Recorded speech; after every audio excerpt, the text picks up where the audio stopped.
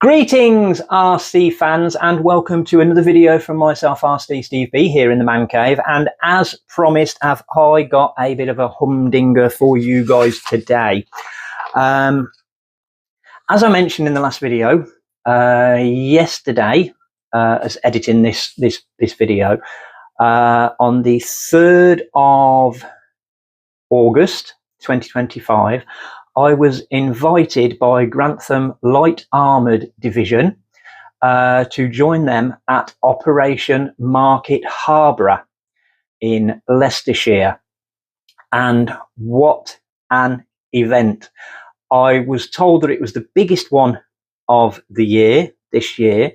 Now, if you're just expecting RC tanks and things like that, I'm afraid you're going to be a little bit disappointed, because I was that impressed by some of the big stuff that was there, the full-size 1-1 stuff, that there's quite a lot of that in the video as well. So if you like your military vehicles, then trust me, this is the video for you. I'm not going to waffle on about it. See, I've even got the camo shirt on. I'm not going to waffle on about it. But join me again after the video, because I've just got a few thank yous to say, and I've also want to tell you about exciting news for UKRC Truck and Plant in September. So I will see you all in a minute, guys. Enjoy.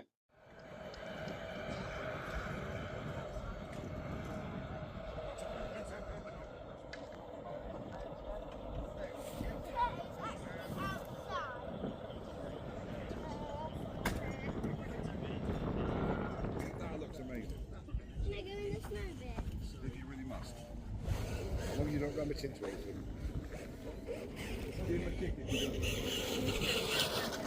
Why can I go in the snow? I like these. Stand out far too much. Oh, that makes it a target.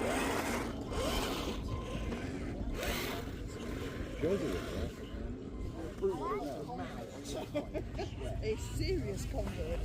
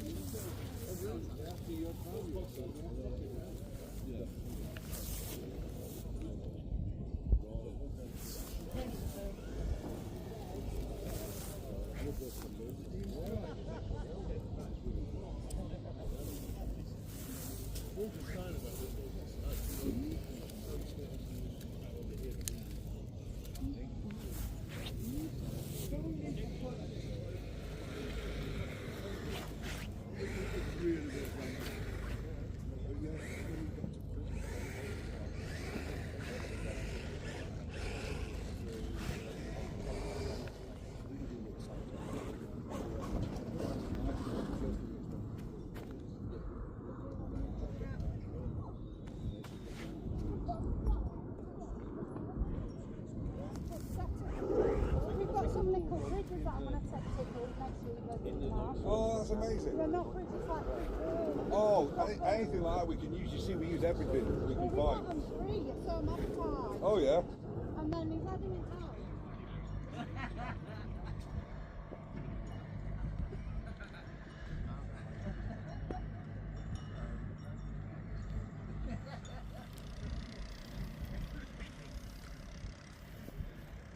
That is beautiful.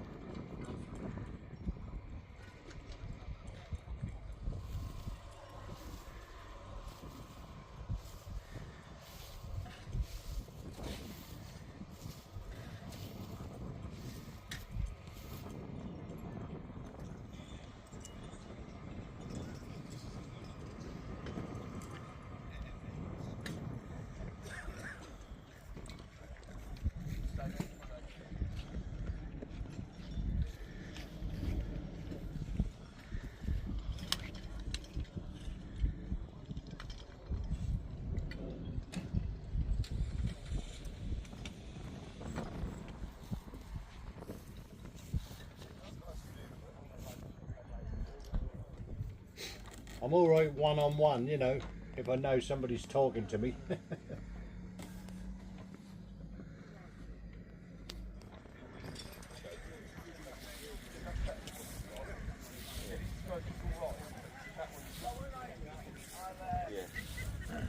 only 1.5 times magnification, weren't they?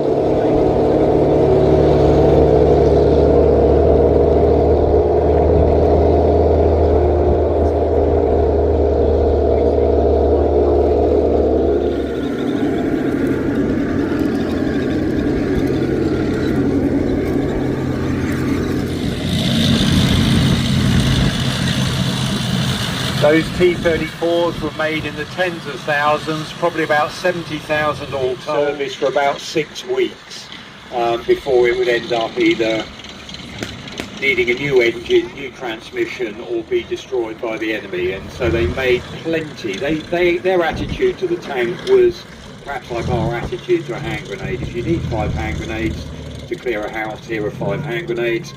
If you need 6 tanks to go from A to B, well, there's 6 tanks and we'll have another load ready for you when you've got there.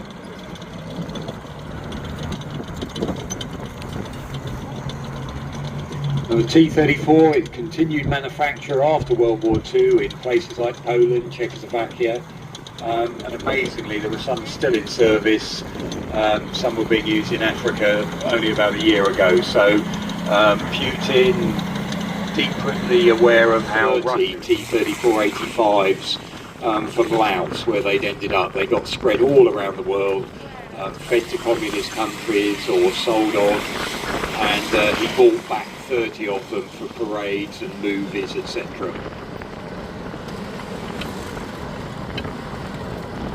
Now there's that Chaffee going past. One of the Cadillac designers of the Chaffee was a guy called Harley Earl, and after the Second World War he's the guy that put all those fins on the back of Cadillac cars in the 1950s. Wheel variants, ambulances built on the same, pretty much the same chassis, the same bodywork. We've got a British vehicle, looks a little like the Jeep, but it's the Austin Champ out there. The Austin Champ, designed in the early 1950s, part of a series of very sophisticated British vehicles designed by the Fighting Vehicle Research Establishment down at Chertsey. Alec Isigonis, the guy who designed the Mini, he's the guy who actually designs the suspension on the Austin Champ. The trouble was, it was basically too expensive. And as the Land Rover was coming, you know, they're very, very clever vehicles, but the Land Rover could do 80% of what a Champ would do. So the logic was, don't buy any more Champs, and they were only in service for a relatively short space of time. Quite complex, quite hard keeping them going, very nice vehicle, but just too costly. The tanks were built by the Canadian Montreal Motor Works. They were sent out to the Russians as part of like German bombers. America didn't have that as a risk, so manufacturing could really take off in America. But they were deeply conscious as well that all their kit was going to have to be sent around the world. Hence this idea of standardisation, keep it simple, make it in large numbers, and make it so that the spare parts can be shifted in large quantities and not be unique to each vehicle. And that business about production, we always bang on about the numbers games with the Americans. Now I mentioned 600,000 Jeeps made. Give you a bit of an indication, the Germans in World War II.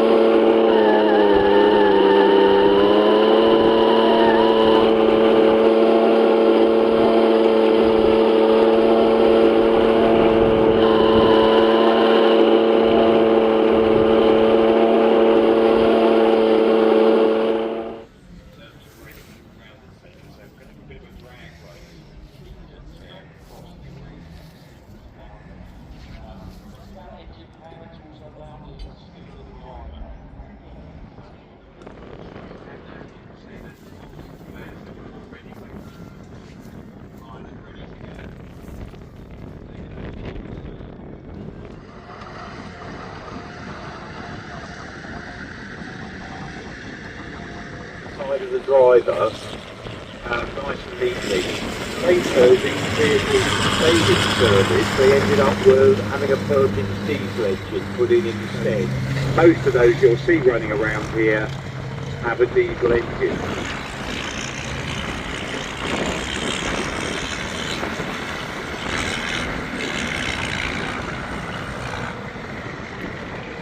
Now, torsion bar suspension. It's a fast vehicle, you can see that by the speed that it's whipping around at. And part of the argument is the benefit itself. The fact that CBRC's got, I think it's got the fastest track vehicle record. I know the BAE, they were trying to settle one to beat somewhere. being replaced gradually in service by the new racejack vehicle, which obviously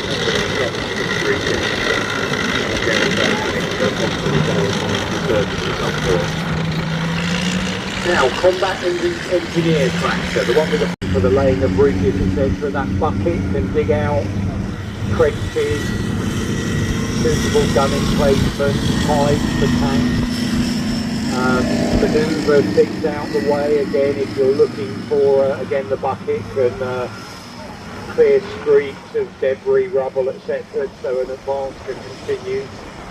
Was replaced in British Army service in the early 2000s by Terrier, which was a bigger 30-ton vehicle. Again, some of those combat engineer tractors have ended up in Ukraine, and some were sold on in the past when it first came out to Singapore as well. And that truly awful sounding engine out there that should never sound like that. It was Detroit D4 in the back of an M548, which was basically an American same engine, same track system that they used on the M113, the armoured personnel carrying during all the Vietnam War movies.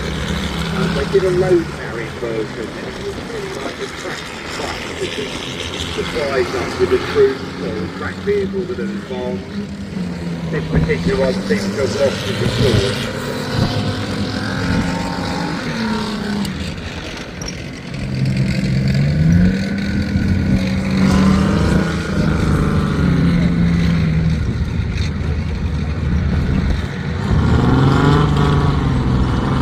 We've got an Abbott going around, looks like a tank, but it's really a self-propelled gun, 105mm gun.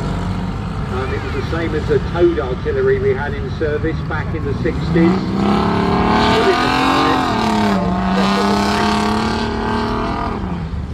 And the idea of self-propelled artillery, once you've advanced with your tanks, your infantry, you need your artillery to keep up. And protection of your few rounds, you need to move quickly before the incoming returning battery fire starts coming back to you. Abbots were out of service for some time.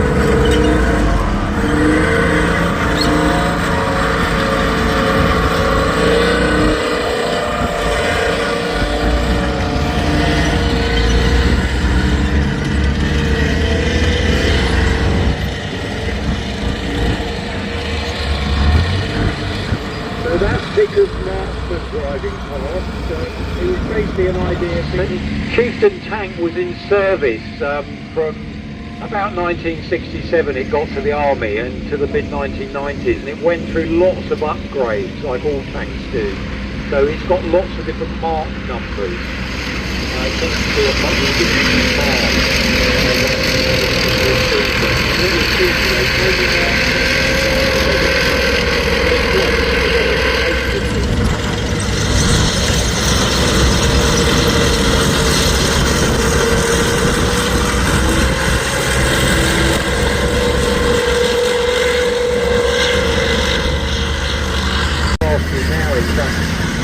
gun would suspend the fire when it's for a narrow so it doesn't bend over the earth. You're in the charge if you got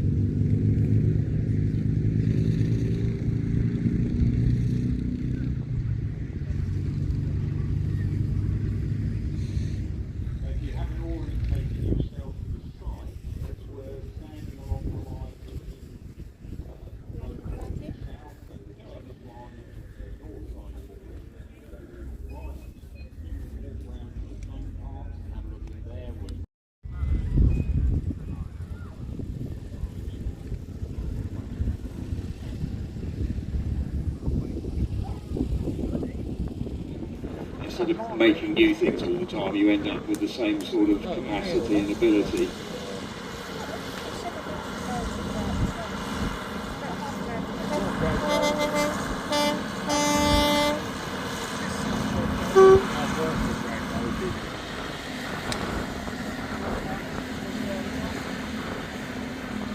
Yeah, that's more.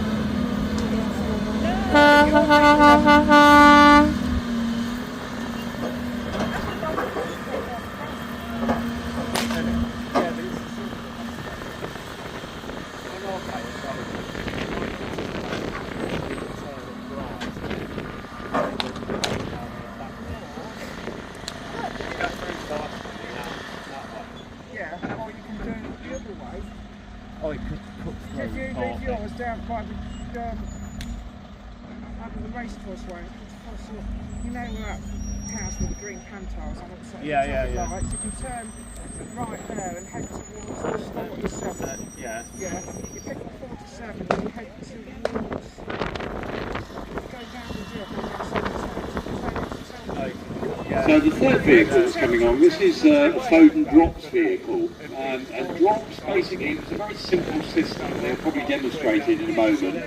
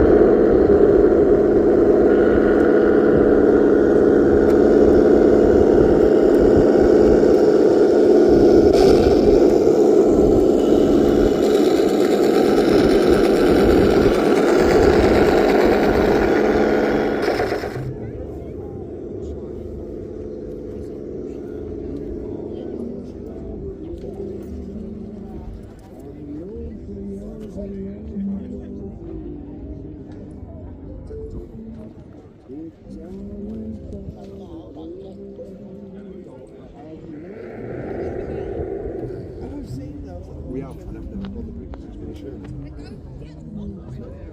okay? Huh? Yeah. I was going to take all the boots off by the month Thursday. That's why I wear slippers. I walk around.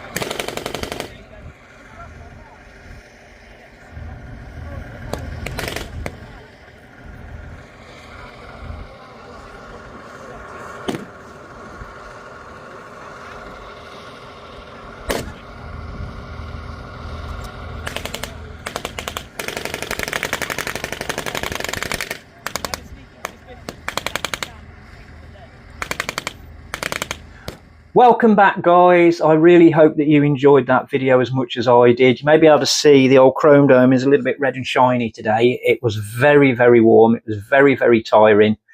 And I've got to be honest, I had to take a few extra painkillers when I got home last night. I did suffer a little bit, but we won't go into that right now. Thank you very much to Ben and everybody else for making it such an absolutely brilliant day. Congratulations to everybody that went and took part in the show, because it was absolutely amazing. If you want to see some more, you may want to check out Mr. Hughes. I'll see if I can leave a link to his channel in the video at the end, because he had some absolutely amazing tanks there. I follow him, and it's an absolutely brilliant channel if you do like rescued and restored military vehicles. Right. Oh, yes. Sunday, the 14th of September this year, 2025. If you happen to be around the Speech House in Gloucestershire, you will see us there with the old RC trucks, because we are taking part in the Speech House Steam Rally. Looks like being, again, an amazing event. So I'm going to try and get a lot of video of the actual vehicles that are there as well, a bit like this one. So if you do like your vintage tractors and steam engines, and I suppose there'll be other vehicles there as well, make sure that you hit the button down below. How smooth was that? And don't forget to like and subscribe so that you don't miss the next video. The next video is actually coming next week from the UKRC Truck and Plant August meet. And then the Steam Rally will be the following month, because it's on the same day that we would actually have our meet. So we're doing it down in Gloucestershire instead. Right, that's it. I hope you enjoyed the video. If you didn't, tell me. If you did, tell your friends. And I will see you hopefully next week for some RC truck fun. In the meantime, guys, have an absolutely absurdly brilliant absurdly brilliant week. And I will see you next time. And in the meantime, guys, happy RCing. See you later. Bye-bye.